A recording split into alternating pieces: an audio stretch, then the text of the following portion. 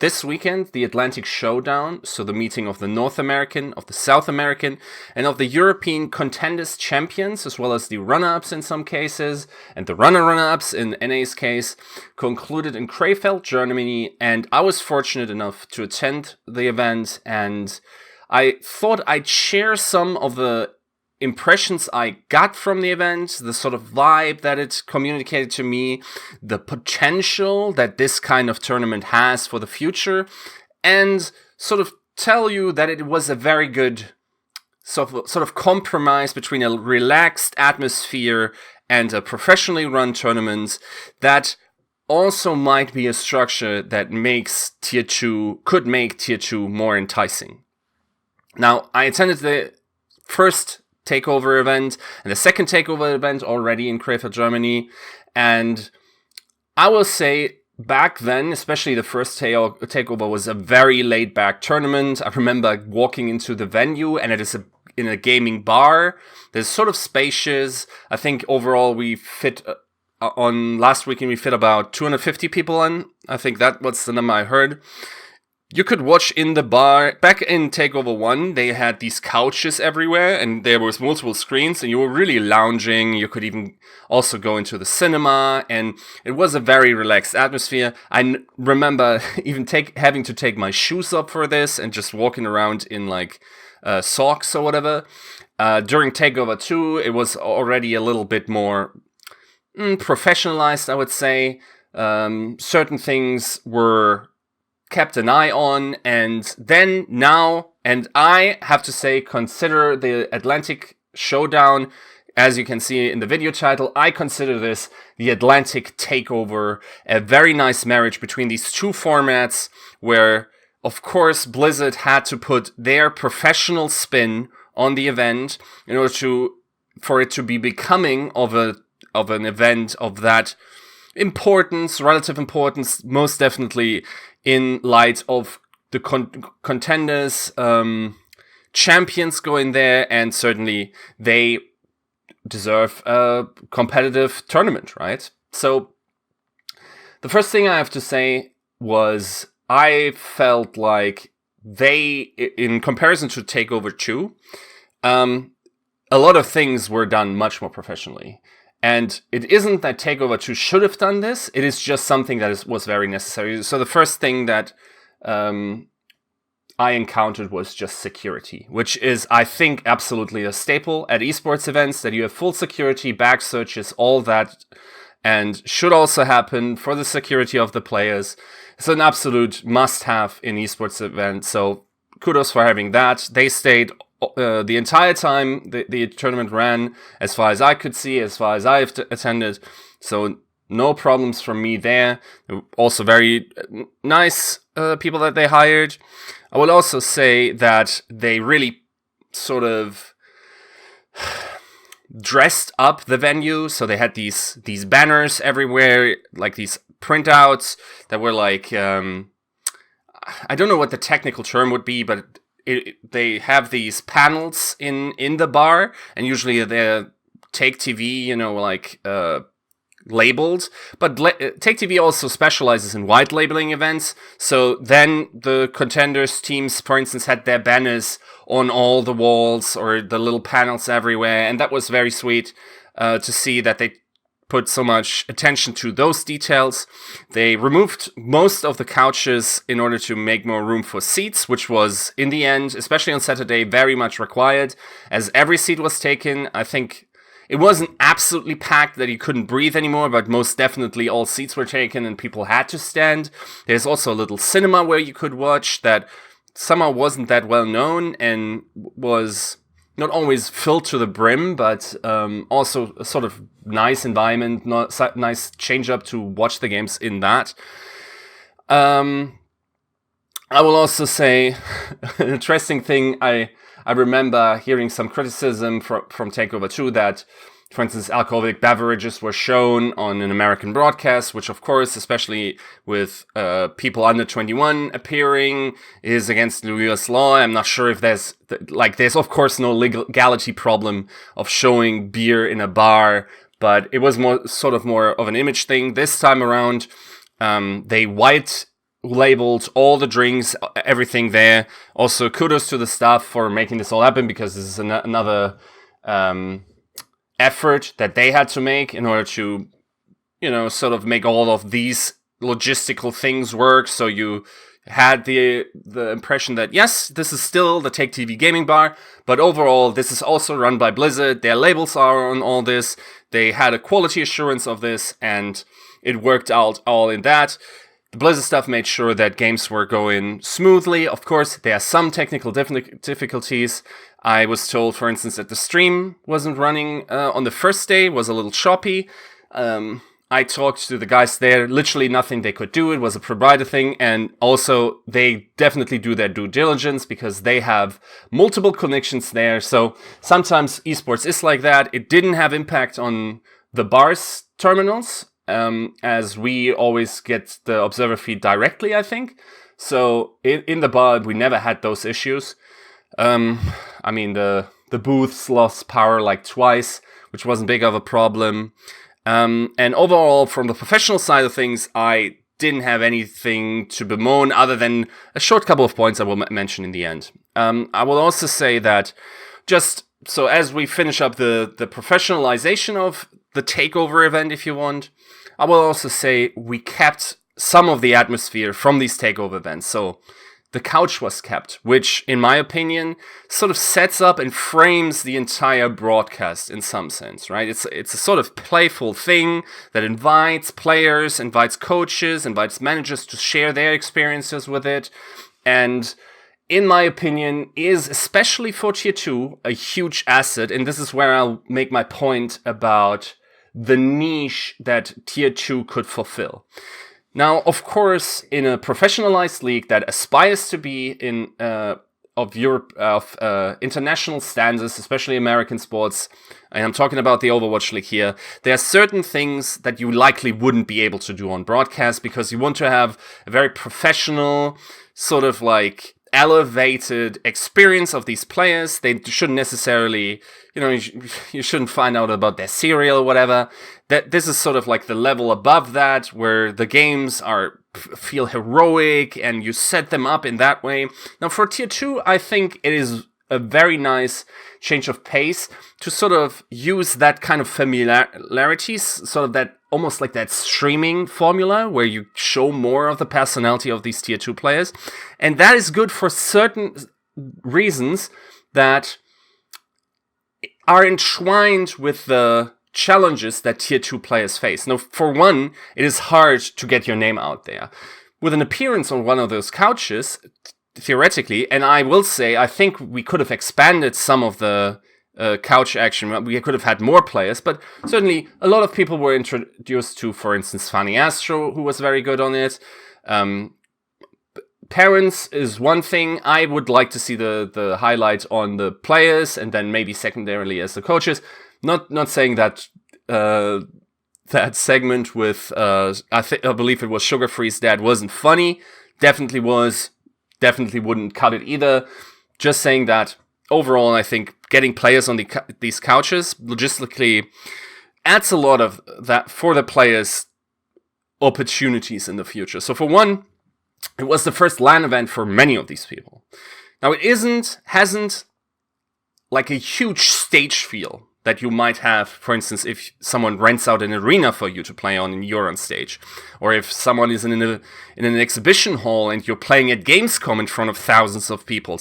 It's a very different environment. It's sort of like a nice dip into the hot water, into the cold water that is professional esports.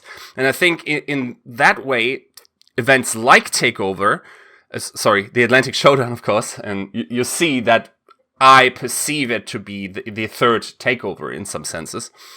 I believe that it is a nice introduction for these people to get some LAN experience when having the huge pressure and while also being able to show some of their personality while getting a little bit closer to the fans. Also, something I will say was very easy to do. Still, security on site everywhere, but place was very accessible. I saw Snillo taking pictures with Fusion Uni fans. I saw a lot of the Brazilians interacting. I definitely saw some coaches. in general, of course, the Angry Titans crew there in general with the crowd there. For those that don't know, Angry Titans is actually based out of the Take TV offices. So the Angry Titans are the esports organization of Take TV, as I understand it. I'm not sure how the legalities are there, but definitely their fan base is there.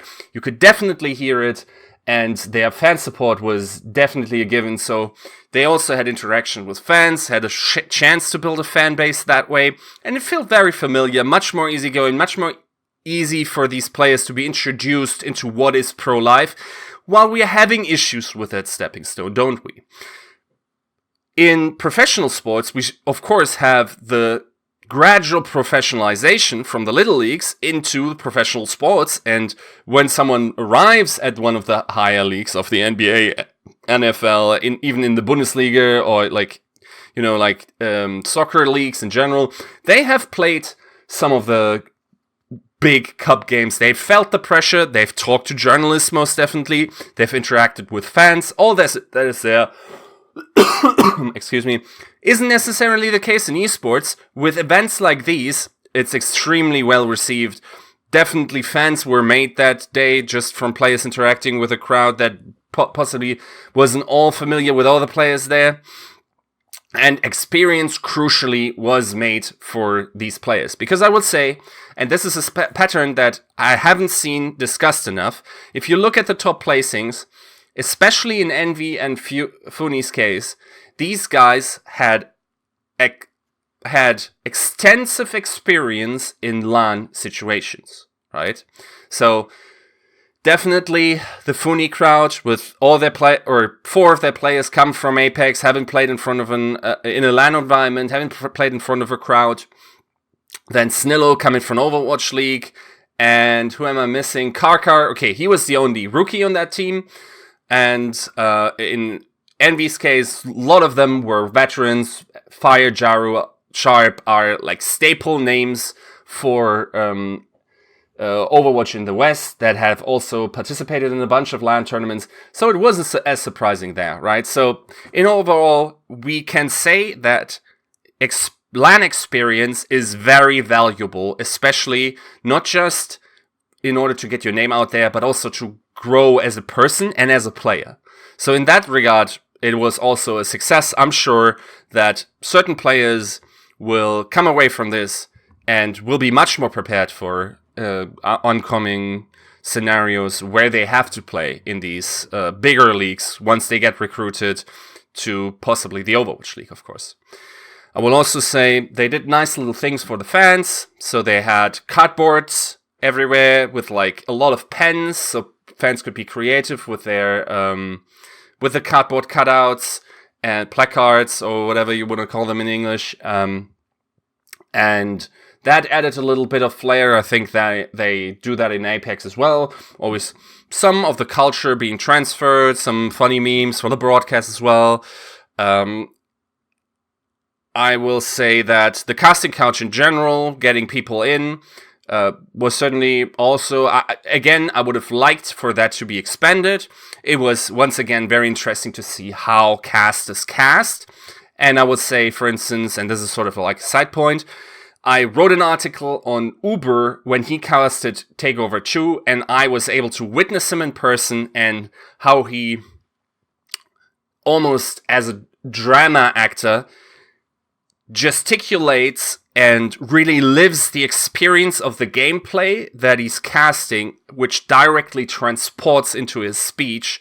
And that's why I again and again advocate for caster cameras, because you would feel the hype as well if you saw how they are interacting with the gameplay. And Uber Shouts is one example. Now, at Takeover, I want to highlight most definitely Jaws, who also has, maybe not as expressive, but definitely has some things, how he interacts with his hands and how he shapes the team fights and how he cuts things apart, puts them together. And it's an experience, and it increases my enjoyment of casting in Overwatch, which usually should bring the emotion and should bring the information, but also through body language can do so in a different way, and I will say that yes, I wouldn't put a caster cam like in the bottom left corner for everyone to see, but now and again having a little bit of these cutouts or having maybe a second stream that people could follow on the second monitor would add enjoyment to some people, and I have to say that includes me. As a result of all these things, of these cool, like, fan-oriented measurements combined with professionalization that Blizzard enacted there, the marriage worked very well for the live audience, I have to say. Especially because the Angry Titans, as the home team, were able to play there and had at least the the game against Atlanta. That was sort of interesting to watch and also dramatic in some sense. That definitely got the crowd going. I would say for a crowd of that size, and it wasn't a big stadium, again, 250 people, it was very loud. Most people were engaged in some way. And also, I would say, a decent chunk stayed and just enjoyed the Overwatch they were watching. I definitely experienced some like shifting after Angry Titans were out, maybe towards envy, because Funi is like the overdog, and then people root for the underdog, and was still fairly hype in that regard. I will say, to get a feeling for who these new superstars could definitely be and how they carry themselves, one thing that impressed on me a lot was Alarm. I think that guy is made out to be a superstar in the coming year, not just by his gameplay, but just by how he carries himself.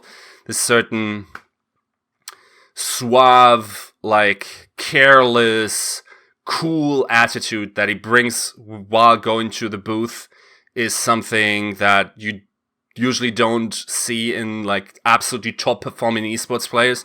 I think that might be, if he can step on the pedal and maybe shit talk a little bit, I think he could be, in the way he carries himself. I'm not saying I had any negative experiences, but he has that bad guy swagger, if I want to say that. That was very interesting to see, just how people interact, what their body language is. I observed how coaches see this, how they, under what stress they are, and that was an interesting experience from a human standpoint. And all of this resulted in a filled out venue that, especially on Saturday, was pretty packed. I'm not sure if they could have sold or should have sold more than that. I think it was fairly full. All seats were taken. It wasn't like we were standing like back to back and nobody could move. So I think it was filled to capacity, in my opinion. Maybe a couple of people more. And overall, as a live event, it was definitely an absolute success. And I think a lot of people would echo this statement and would also attend one of these events again, which once again speaks for the format in itself. Now, the problem, of course, is that the viewership, despite the pretty okay time slot that they put it in this big break where there's still some stuff, or like we haven't had professional Overwatch in like 3 weeks, I think now, after the Overwatch League concluded with the stage finals. So I thought, okay, maybe people will be a little bit hungry for high level of play, especially because they hopefully know that especially Funi and Envy could very well play in the Overwatch League and not be last at the least. So competitive teams in the general scale of the game, I thought people would tune in for that, tune in for future superstars like Alarm, like Nice possibly, and just enjoy that experience. And sadly, especially on the first day, but also on the second day, I think the viewership peaked at 17K, but definitely that wasn't the average. It could have been higher. That was just a number that was told to me on day 2, I think, or day 3. It could have peaked higher later on. I haven't looked up these numbers. That was just something that was told in person to me. And to me, at this point, it is very clear that Contenders as a product, as it was presented to me at this event, and once again, this is my in-person bias, right, from what I saw being at the event, not being a viewer at on the stream, which again might be a very different experience, but in my estimation, doesn't have a production problem, doesn't have a content problem, doesn't have a level of play problem, and all these surrounding factors I named previously. It does have a promotional problem. And here, one has to say, I don't think we had a tweet from the Play Overwatch account. I wouldn't know why this isn't a Play Overwatch thing. If the World Cup, for instance, is, I think the development of that Tier 2 talent is definitely also in the interest of the game. I will say that it is also, I don't think we got a rehost. I'm not 100% on that. If we didn't get one, and I think we should have gotten one the entire weekend from the Overwatch League account, I understand that there might be some contracts in place with Twitch that say we gotta restream these Overwatch League games. That's in the contract, that's fine. That is not my biggest beef. I think a host would have done wonders for the viewership because people would have realized that the content they are watching is actually worthwhile and different, and different tastes are satiated there. So I think overall, I'm fairly confident in saying that Contenders isn't the problem in itself in how it presents itself. It has a problem in how it gets to people. And we definitely need to cut ourselves a niche out there for Contenders. And I think this homely style player interviews after every match, like Europe, for instance, did, during the regular season in the past, and just getting a little bit more relaxed with this to ramp up into professional play, or absolutely professional play with the Overwatch League, is a nice transition and will also appeal to a crowd that already has shown that they want that when the Overwatch League wasn't a thing and we had all these Gosu weeklies, which were, as they say nowadays, scuffed in some sense, but still had a charm to it, and the casters sold it, and the talent sort of like joking with the players, and in this regard, like just building a fan base that way that feels a little bit more intimate, a little bit more towards the streamer experience that we experience on Twitch. I think that is definitely a niche that we can see, I can see a future for Contenders in, and I hope they continue doing these events. I'm also not mad at the Gauntlet not being that. I think the Gauntlet deserves to be a very prestigious, big event, and I think it will be one in the OGN studios. And I'm not saying we should sort of transition this to be, more personable, but maybe the average broadcast should be, and then also the Atlantic Showdown, possibly, maybe. I mean, this is of course hard to do because I'm sure the investment Blizzard made there, they sent a bunch of people over, all the production that had to be done with these panels and everything was certainly expensive, I think, for an event that didn't get as many viewers. I think if we start continuously is exactly inhabiting this type of niche and then ramping up into Overwatch League, so these players get into Overwatch League also already as known brands to the fans that are a little bit more personable, they get prepared better, we have better viewership, and then if we can get promotion on that product, I think we're in for a much more healthy Tier 2 system. Thanks for watching.